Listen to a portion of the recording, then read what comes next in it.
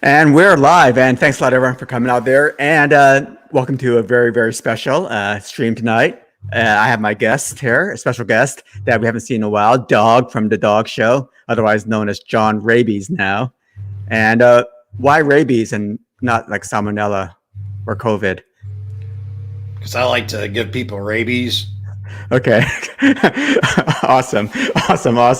Yeah, and better than just wiping somebody out into like eternal oblivion, right? I'd rather give them rabies. That's kind of an uncomfortable thing. So yeah, especially when I think the cure for rabies is like seven or eight shots into the stomach, right? Yeah, it's not a fun experience, right? So awesome, man, awesome. And this stream is really about I kind of have an idea that I thought up on Sunday night. Basically, I saw some commercial on TV about like the Avengers movie, and I was thinking, nobody really talks about the Avengers comics, especially like kind of like the history and especially like the characters. So I figured why not just pull something really, really basic together and basically go through like the Avengers team members through the decades. And, there have been a lot of team members that basically went through the revolving door, the Avengers superhero team in Marvel Comics lore. So that's why I kind of decided to do this. Hopefully this will kind of like, turn into kind of a series of streams where, I talk about like, the team members through each decade. And this is just part one, which is covering the 1960s. And then next time will be the 1970s, 80s, the 90s, then 2000s. And, I stopped reading comics pretty much right at Y2K. So I don't know what happened to the Avengers, post Y2K. All I know is that there was a bunch of splinter teams that came out of that. And basically the roster or the membership of the Avengers grew like, tenfold, it seems, or fivefold at least. So anyway, so I think we should go ahead and get started here. Thanks a lot again, Dawg, for coming out. And no problem. Yeah, this will be interesting because that's what I was thinking too. It's like, man, there's so much to try to keep track of with the teams and the split ups and the other the other different teams and that. And this will be great to kind of get a little course, Avengers 101, if you will. Yeah, and basically what I'll be doing is just going through like the team members and basically making some snarky comments basically of the actual team, of the actual superheroes and what they actually do, what they actually basically contribute to the actual team in terms of like powers and things like that. So it'll be pretty interesting. Plus a little bit of tidbits about like certain character histories, which is always kind of fun to talk about. And again, thanks a lot everyone for coming out here and checking it out. Right now we got Peter Griffin, otherwise known as the Russian Bot. And we also got Fandom D Saint coming in there, Mr. Sinister. Yeah, that's right. The worst villain ever, or the worst named villain ever, and probably one of the top 3 worst villains ever in the Marvel universe. So I think we should go ahead and get started here. And I just want to basically point your attention to the first issue of the Avengers back in 1963. And there you have, and they're fighting a villain that you may or may not know. Hint, similar to the villain that you see in the first Avengers movie, and that's a really big hint. But those are the original Avengers. There were 5 of them, and quite different than what you see in the movie itself. So I think it's Loki, if I'm not mistaken. But that is true. Yep, it is Loki. That was the first villain that the Avengers in comics, in the comic books series, actually fought against. They actually teamed up to fight Loki. But, Loki didn't have like, a bunch of aliens fighting for him or anything like that going on either. So anyways. I forgot he had some machines or something, but I think he was kind of using Hulk and Thor or something for some other scheme kind of thing. Yeah, him and the Enchantress and the Executioner are basically teaming up to do some chaos in New York City. So let's get into, firstly, this is the Westeros Ninja channel. So what does that mean, Dawg? That means we're going to get some trivia. We're going to get some knowledge that you probably Yeah. So here's some knowledge for everyone out here. Firstly, believe it or not, there have been 394 members of the Avengers that basically went through its over 40-year almost close to 50-year history, 47-year history of the comic book series, and that includes all the splinter teams like West Coast Avengers and New Warriors and Dark Avengers. Zombie Avengers, whatever they are, and all sorts of stuff, right? Generation X Avengers, Millennial Avengers, Gen Z Avengers, whatever, right? Right. There's a bunch of Avengers out there, and the first issue, believe it or not, in 1963 was actually a replacement for a title that was actually delayed during that same month, which was Daredevil 1, believe it or not. So basically, it took the place of Daredevil 1 on the release schedule in September 1963. Which is kind of interesting. The world wasn't ready for a Catholic superhero just yet. That or they needed the blessings of the Pope, and the Pope probably was kind of like busy with some other stuff, that day. So that month. Wow, this is just prior to the Kennedy assassination. Yep. Just looking back on the history. Mm-hmm. Okay, and Marvel had, believe it or not, had the actual term "the Avengers" trademark in 1970. And do you know why, Doug? The Avengers trademark. That I can't recall. No. Yeah. Okay. Yeah, because there were some legal issues with the British TV show, The Avengers. Oh. Remember that team? Yeah. Yeah. So they were going back and forth, and there was a bunch of confusion between the Avengers comic and the Avengers TV show, which Diana Rigg, right? Olenna Tyrell starred in. Tyrell's on there. Yeah. Exactly. Yes. So she was a Bond girl too. Did you know that? Yeah, I knew that. Yeah. From I think it was. Was it one with George? Was it one with George Lazenby? Yeah, Lazenby or something like that. Yeah, Lazenby. Yeah. She gets sniped at the end. It was kind of sad. Yeah. So post 1970, Marvel had its claws into the Avengers name. And lastly, another last tidbit here, which is kind of interesting, is that David Letterman once guest starred in an issue of the comics. David Letterman. Right, and hopefully everyone knows who David Letterman is in the chat. Right. I'm trying to think. You may be a little bit too young, some of you guys out there, but I certainly remember. Too happy because I was thinking maybe it had to do with like 9/11. When he came out, because he was kind of a staple at that time. I remember, but the way that picture looks to me, it's probably not what was happening at that time. Why they brought David Letterman in? Mm-hmm. That's kind of is that Plastic Man or something? Somebody?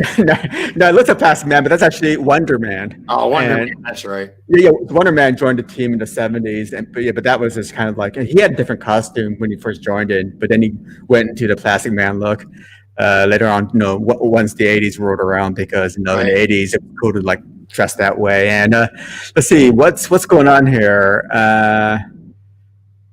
Yeah, Peter Griffin. Yeah. Iron Man's suit was yellow at one point, and if you look at the old art of Iron Man when he first came in wearing that yellow suit, I mean, his original suit was actually gray in Tales of Suspense number 39 or something like that.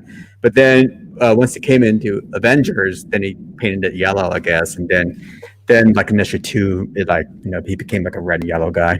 And let's see what else is going on here. Phantom D. Saint is basically playing defense attorney for Mr. Sinister, the worst villain ever in Marvel's universe. So top 3 worst villain ever, but the worst villain name ever, Mr. Sinister, dog. Can you believe that? I would have gone with like Egghead or something.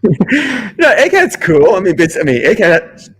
That's a pretty good description, right? I keep thinking of the old Egghead from Merry Melodies, like Porky Pig, right? Egghead rides again, So yeah, I mean, Mr. Sinister is close to like Mr. Crook, right? It's like, would you name a villain Mr. Crook? Mr. Bad Guy. Yeah, exactly. Or Mr. Bad Guy. Exactly. Mr. Sinister is kind of the same thing. Yeah. So. And all right, so that's a total Stan Lee name too. So, I'd assume that Stan Lee came up with the name Mr. Sinister. And Fandom D. Yeah, okay. He's 26 and he knows David Letterman. All right, good. No, I'm channeling my inner Stan Lee. I can hear Stan Lee saying the name Mr. Sinister. Yeah, Dr. Evil worked. Yeah, I guess. I mean, Victor Von Doom is. Well, I mean, okay, I'll tell you a story about Egghead later on. Once again, to the '80s, because he and Hank Pym were like they were like the arch nemesis for each other and stuff like that.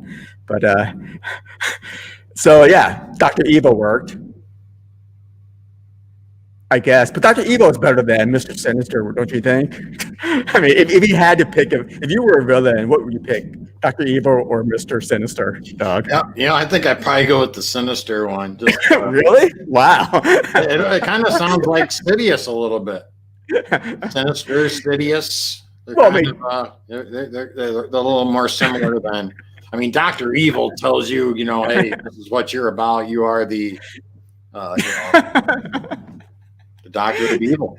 Yeah, but doesn't Mr. Sinister tell you what you're about also? That does too, but Doctor Evil really jams I mean, I think Sinister is kind of a branch of evil, where evil is the ultimate,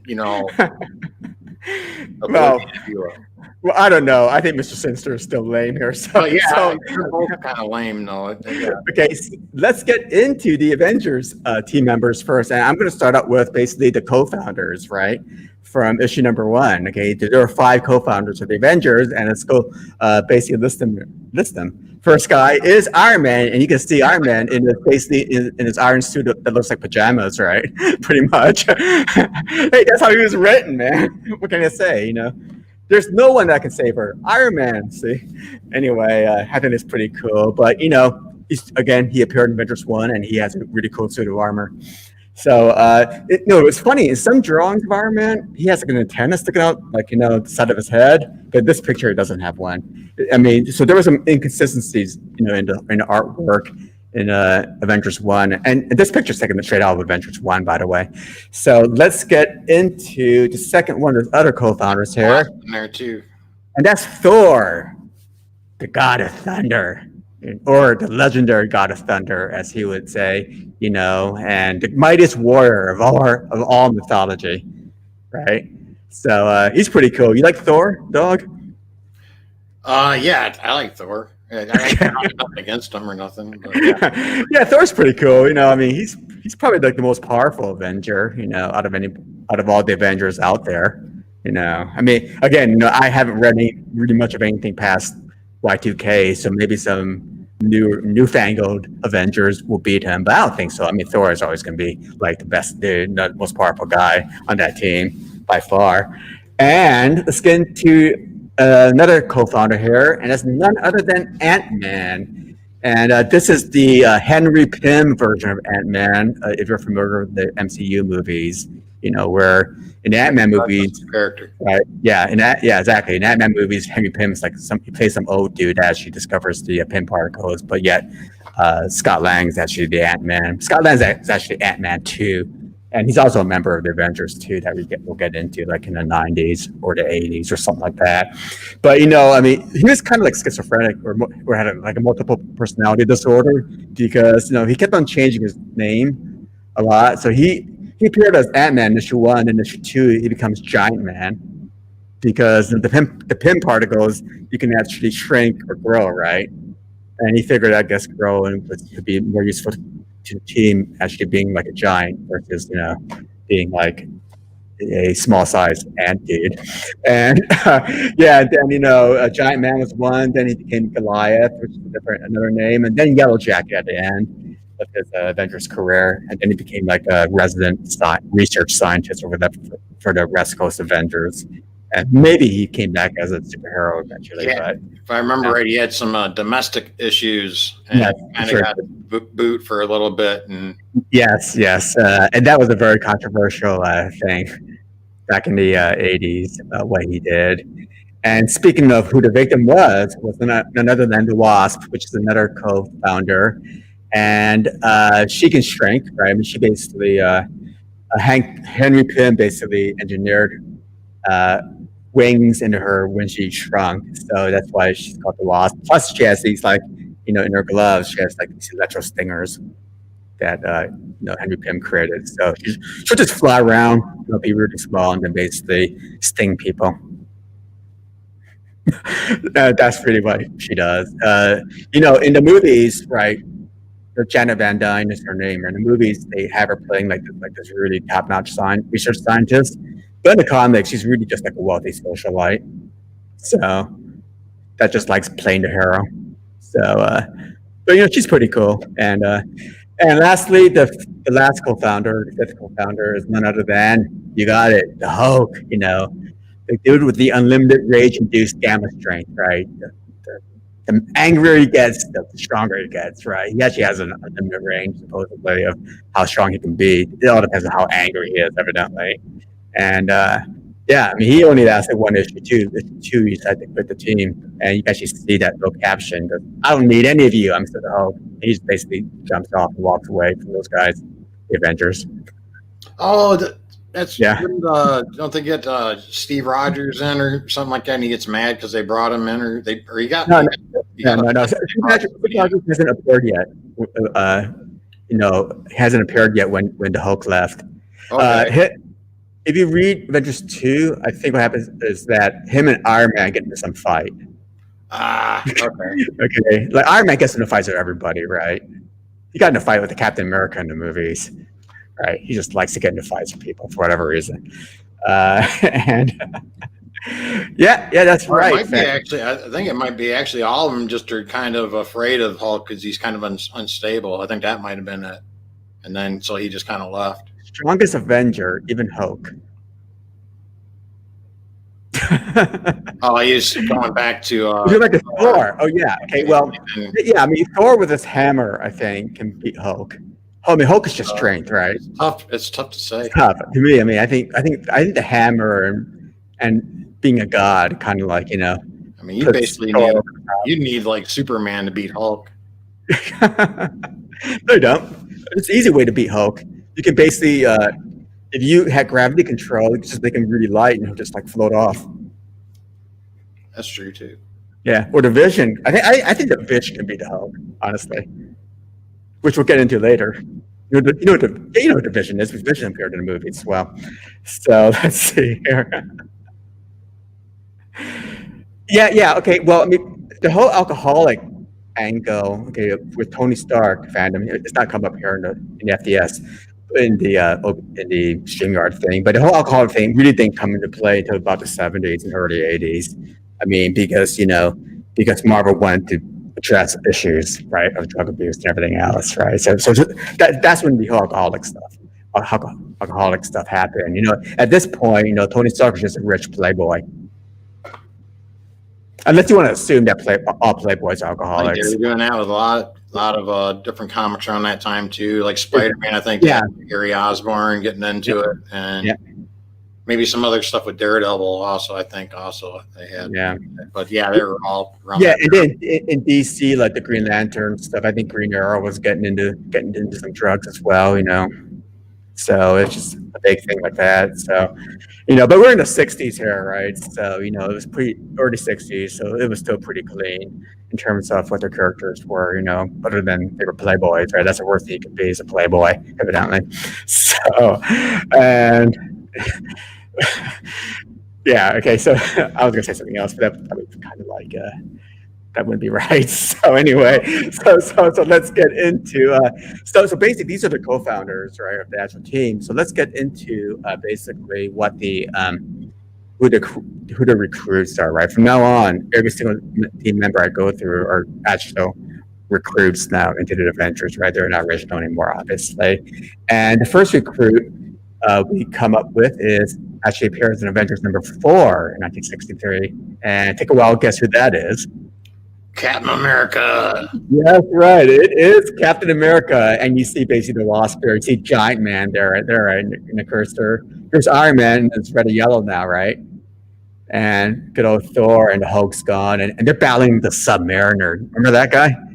Oh yeah, Submariner. He's one of the first. He was one of the first Marvel characters, actually. If I recall. Yeah. I think he appeared in the 40s, right, with Captain America. I think they both appeared in the 40s. The Fantastic Four, and I kind of remember him in the Human Torch. Yeah, old classic comic. It's interesting that the Hulk left, but he was still part of the actual team member, right, in the upper right left-hand corner. That just sort of showed his face, though. I mean, it was probably just to sell comics, but still, his face was there. But yeah, so yeah, he appeared in Avengers #4 back in 1964 and 63, 64. And he's a super soldier, right, with a proto adamantium shield. Okay, you know what proto adamantium is? It's like the stuff that it's like the skeleton that Wolverine's made of, right? Well, yeah. Black Panther, his folks deal with, right? Close. Okay, so Wolverine's skeleton is laced with adamantium. Okay, Black Panther's country basically has a monopoly on a mineral called vibranium. Yeah. Vibranium, right? So when you mix them two together with an unknown catalyst, you get proto adamantium, which is what Captain America's shield is made out of. So this thing is totally indestructible, one of a kind, unique, right? Because nobody knows what that unknown catalyst is to basically make that shield. Yeah, so yeah, it could be Beskar armor, Peter Griffin. You know, right into the Mandalorian. It's Beskar, right? Or it could be Valerian steel, maybe. Yeah, probably. I saw that Mandalorian guy get blasted, like the stormtroopers were actually hitting him. And but he probably had that. He probably had the Captain America shield armor. Yeah, I think that last episode, I think the stormtroopers had better aim than usual in terms of actually hitting their targets. In that last episode, usually they miss them at least like 5 feet, right? So, but I mean, this time he was literally, running up to him from 5 feet. It's like, guys, you got to be able to hit him now. But I digress. I get back to what Milt's. Yeah, and so that's the first recruit ever for the Avengers was Captain America. Yeah, and you can't miss him, right? No. I was once the man the world called Captain America. So, page 5. And issue #4. And let's get into what else is happening here. So, for a while, Captain America joins the Avengers and he fights along with the original Avengers minus the Hulk. And in issue 16, the original Avengers decided to basically take a break and basically leave Captain America by himself, right? And that is in 1965. So guess who's recruited in issue 16? The first guy is none other than Hawkeye. That's right. Hawkeye is the second recruit there. And of course, he's the modern day Robin Hood, right? With a bunch of techno arrows. Now you kind of get some, pseudo villains, right? Wasn't Hawkeye kind of a villain at the time when he grabbed the folks that Captain America was recruiting? I think well, I'll tell you who were the kind of like the villains. Okay, Hawkeye was just a bitter dude who worked in the circus. Okay, and he was an actor. Okay, you're just bitter, but So in this caption here, you see Iron Man telling the press and telling the world how he's going to announce the first new Avengers replacement in many months. I think probably send a man known as Hawkeye, and he's passed a bunch of tests and that kind of stuff. He probably just shot a bunch of arrows and hit the bullseye, and then that was good enough for the Avengers, right? Because they were just checked out at that point. Just wanted to basically take a vacation. So yeah, so that was, and he was. Check out, he was thoroughly investigated and approved by the Federal Security Agency at our request. That's 1963 for you. You needed approvals back then to join the Avengers. Oh, right. So, yeah, absolutely. Yeah. Sort of like Nick Fury, right? He had to vet and approve the Avengers, right? He's part of the government security apparatus. Of course, Nick Fury was, not involved in the Avengers at this point. So, anyway, that's a Hawkeye. Another recruit, recognition number 16, is Quicksilver. Okay, and he's the guy with the super speed and the weird haircut, right? He had these little white hair, the little whiskers coming over, and he's pretty cool. And he lasted for a while. He's a mutant, and his sister was none other than the Scarlet Witch. Okay, and basically, her power was chaos manipulation, right, via her hexes. But basically impact, affects probabilities and all sorts of. Stuff like that. That was kind of my one issue with her. What? In the films, they really didn't. Just to me anyway, they didn't really show what the Scarlet Witch really could do. Yeah. Showed her going up against Thanos, at the end of the Infinity War, right? But I mean, they didn't really show how powerful she really is. I don't really think they did a good job with her I think they could have done a little better with her in the movies. Yeah, and well, I mean, I think it's hard to actually show her power. Right, absolutely. Yeah, because especially back then in this time, right? She was actually a very new character, and she didn't really have control of her powers as much as later on in the Marvel universe, like the 2000s or 1990s, where she just becomes like OP, man, seriously OP, and but at this point, she really can't control, but it's all chaos manipulation, right? So she can basically set something on fire without even controlling, how she does it, or something like that. And but anyway, back to your point about villains. So the Scarlet Witch and Quicksilver, her brother, were actual former members of the Brotherhood of Evil Mutants under Magneto. Okay, that fought against the X-Men. And then evidently they got into an argument with Magneto, and then they basically decided to take off on their own, and basically they saved some lives, and then the Avengers saw that, and then they basically said, okay, you can join the Avengers now.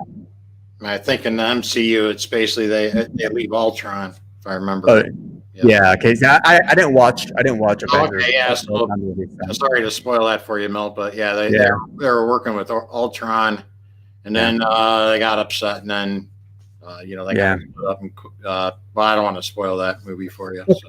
Okay, so basically at the end of issue 16, basically all the co-founders are gone, and basically the Avengers is basically a 4-man team of Captain America, Hawkeye, the Scarlet Witch, and Quicksilver, the wannabe Flash, according to SDM.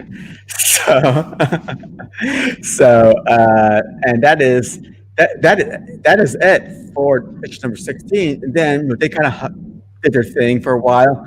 Then issue 20, they had one guy come in and became a member for one issue, but he was a villain in disguise. But he was an official member for one issue.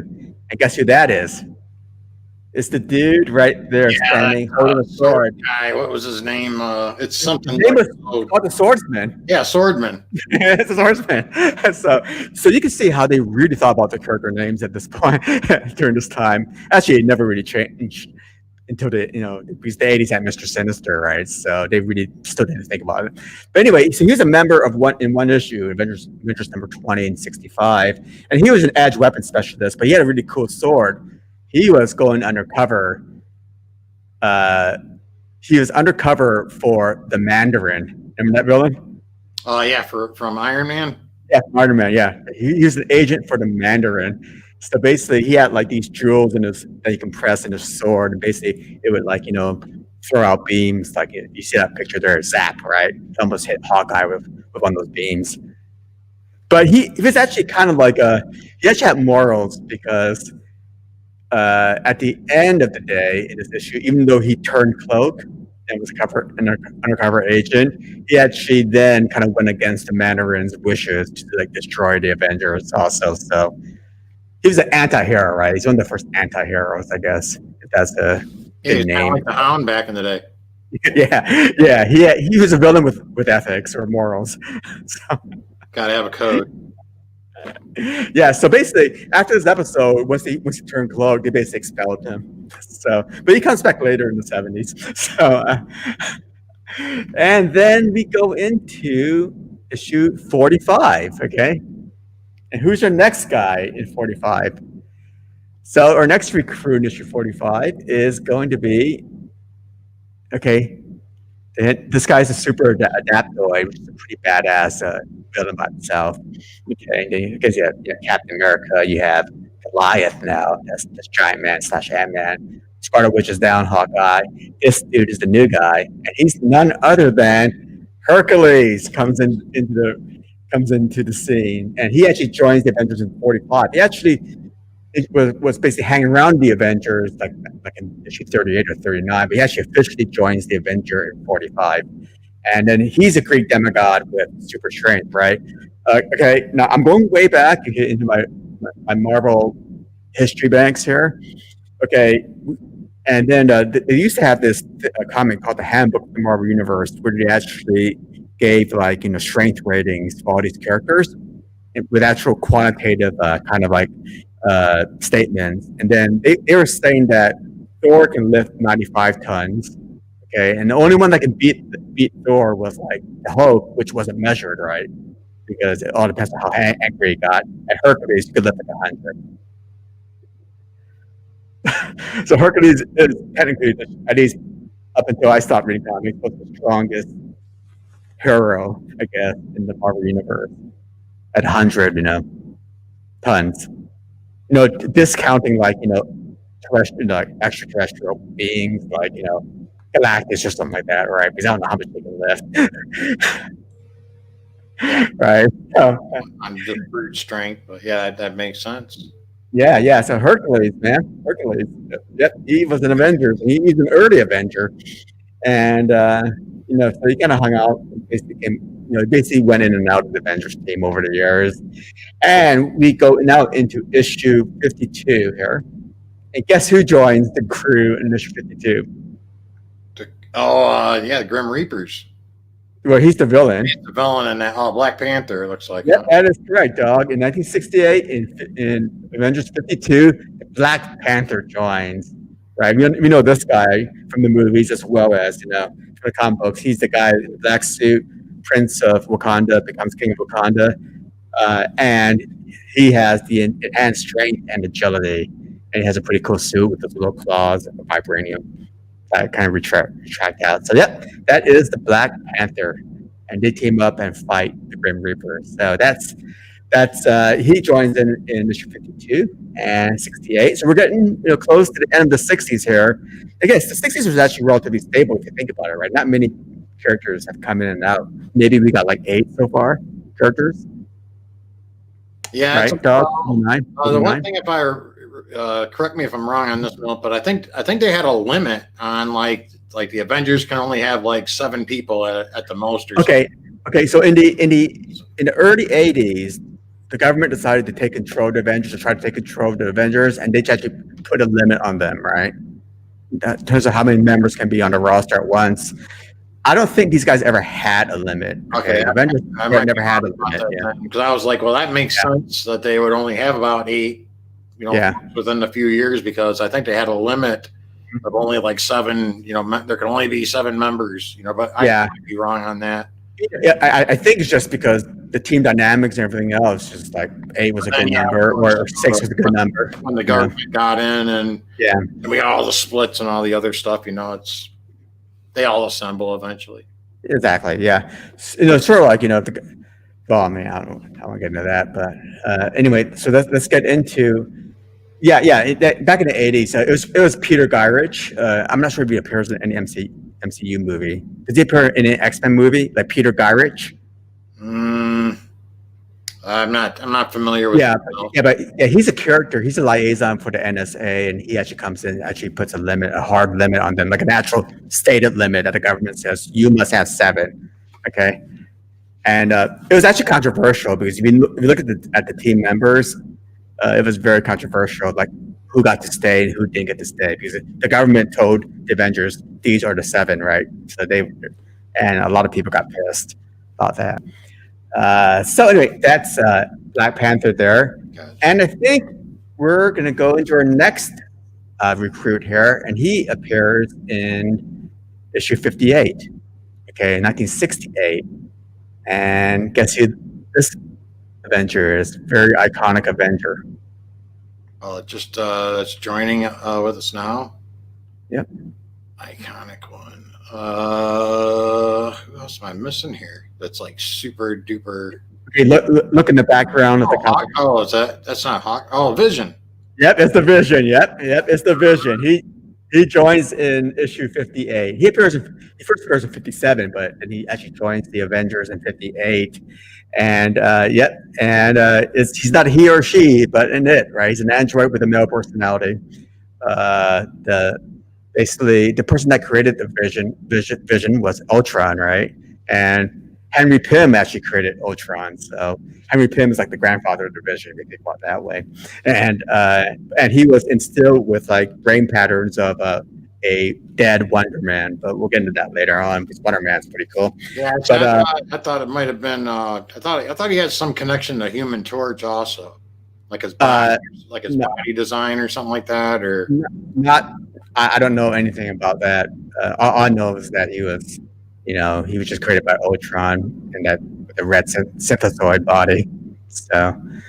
But this android is pretty cool, right? He's very, very powerful, right? He basically shoots solar rays off of that little bead on top of his head. Plus, he can manipulate his own density, right? So he can basically turn as light as air, so he can fly like a ghost, right? Or he can be as heavy as a freaking rock, right? In terms of his density, and basically, be super strong as well. So. And lift and basically be pretty invulnerable, in fact, right? And his favorite thing to do, right, to knock people out, was that he would make part of his body kind of like a really like a ghost, right? Basically, like that's the ends. He would stick it in somebody's chest, right, and then solidify it, right, his hand. It would just like cause so much shock to the person that they would just like pass out. That was like his famous move. You know what I mean? That was, always do that. Finisher. Yeah, just basically stick like an unconsolidated hand in somebody's chest, and then basically solidify it. So anyway, that's what he would do. Yeah, thanks a lot, Phantom Steve in Guy Ritchie, 2000 X-Men there. Yep. And in the comics, he had like flaming red hair and he always wore sunglasses, or like Mr. Agent Smith, right, in the Matrix. I don't know what he is in the X-Men movies, where not he look the same. So, anyway. A fairly good job with Vision in the films. It showed his density manipulation, a bit. And maybe he does, some beams and he can do like the levitations and stuff like that. But I mean, he's nobody that I mean, he was ultimately responsible for bringing Giant Man down. Giant Man out there just causing havoc at Civil War. Once Vision got involved in that, then he just kind of went through Giant Man and that havoc. All of the Empire Strikes Back attack on Giant Man, basically with Spider. Sort of like Luke Skywalker in like a spaceship taking down like an AT-AT, right? Speeders and absolutely. And in the movies, which is kind of BS to me, was that they made it so that the Vision had like a soul gem, right, which is the top of his head. It's a soul gem. That's bullshit, right? He never had a soul gem on his head. Okay, so I'll let everyone know that in the comics, the Vision never had a freaking soul gem in his head. Okay, so. All right, so let's get into our last recruit of the 60s, I believe. And this was in 69. And Avengers 71. And guess who appears here? So we got the Vision flying around. We got the Human Torch doing something for whatever reason. Panther's with us here. We got we're in France here, too, it looks like. Yeah, Captain America's in there. We got Submariner. Is that the Wolverine? I see. This guy's Submariner. This guy's Yellow Jacket. Oh yeah, okay. Yeah. Okay, formerly Giant Man, formerly Ant-Man, formerly Goliath. I'm trying to think who's a French superhero. Nah, it's not a French superhero, but you're close. It's an English superhero, and that is none other. Our last Avenger who joined in the 60s was none other than the Black Knight. The Black Knight comes into play. That was Scooby-Doo's first nemesis. Yeah, riding his winged steed, right? And I think his name was Strider or something like that. I don't know what the name of the horse is. I think it was Strider, like Lord of the Rings. So it was something that was Stride. No, seriously, I think the name was Stride. I don't know, but he has a winged horse and it had a cool set of armor, right? He actually gets a better sword than, but right now, when he first appears, he just has a regular sword. I mean, he's pretty good with the sword, but later on, he gets like an ebony sword, which is actually cooler, like a magical black sword. But in this case, he just has a cool set of armor, and he's a scientist, and he knows a little bit about magic because he was like thrust back in time and then came back and forward, something like that. Something happened to him where he time traveled a bit and became a Black Knight, and that is it for the recruits of the '60s and the Avengers of the '60s and co-founders and recruits, and not many at all. This gets grows larger in the '70s and larger again in the '80s, and then boom, it just basically splinters off, and you have all these people claiming to be Avengers, so they can have a little card, with the A in there, and they can fly around the Quinjets.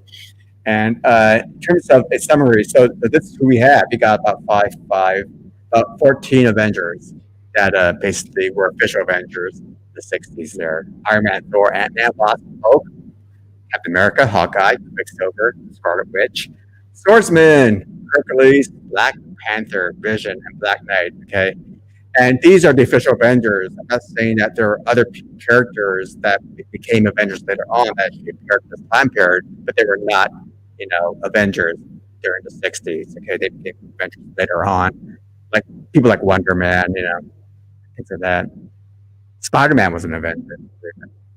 Yeah, I think, well, he turned him down the first time, and I think the government stopped him the second time they asked him. Then eventually he comes in with I forgot. It might have been Tony. I don't think it was Tony Stark. It was somebody else, like in that little circle that he ended up kind of reforming the Avengers. I think this was like in the 2000s maybe, or 1990s. I can't remember. Mm-hmm.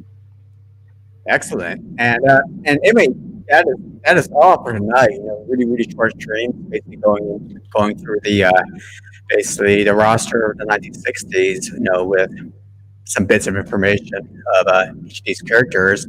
And I think that is it. Anything going on with you, Dawg?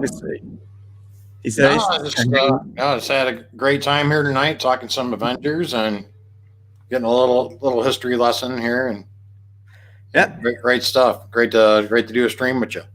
Yeah, thanks a lot, and you're welcome. And obviously, we've done a lot of streams together before, so this is our first stream in a pretty long time. So the next stream, what we're going to do is that we're probably just go around and I want to do the Avengers through the '70s, see the Avengers that basically joined up in the '70s. It's going to be a longer list, so maybe a longer stream. I mean, this is 42 minutes, and I can't believe that. So with that, the extra split offs and stuff in the '70s probably started up too, huh? Really, the split offs really started like in the late '80s, early '90s. It got really like the West Coast Avengers was the first split off, and that appeared in the '80s. Okay, and then you got then after that, I mean post Y2K '90s, you got all these teams, New Warriors, right? Zombie Avengers. I'm not even sure if you count as Zombie Avengers, but and yet one Avengers who was like licensed by the government. He had a set of rogue Avengers who weren't like government sponsored. All sorts of people, all sorts of crazy stuff that happened. I mean, it'll be way too hard to do, I think. Something like that. Maybe I'll stop at the '80s or '90s. I don't know. And again, thanks a lot, everyone in the chat, for coming out. And hope you guys got something out of this. It's always fun to talk about history of comics because I'm such a big hardcore comics fan back when I was growing up, and that's why I'm always bitter when I watch like comic book adaptations in the movies, because they always skip over stuff or not true to the lore, or they gender swap, or they do something crazy, like just totally mess with like characters' origins. So this is why I'm so bitter sometimes, guys. I'm talking about like MCU movies and things like that. So anyway, thanks a lot for coming out, everyone, spending your evening with us. Thank you, Dawg, for stopping in, and we'll see you all later. Oh, by the way, this Friday on Fayfire's channel, I'll be making an appearance there, hosting trivia for those guys, the TNT on their channel, which will be pretty fun, on Cursed. So with that, then, really, I'm serious now that we're going to end the stream. So later.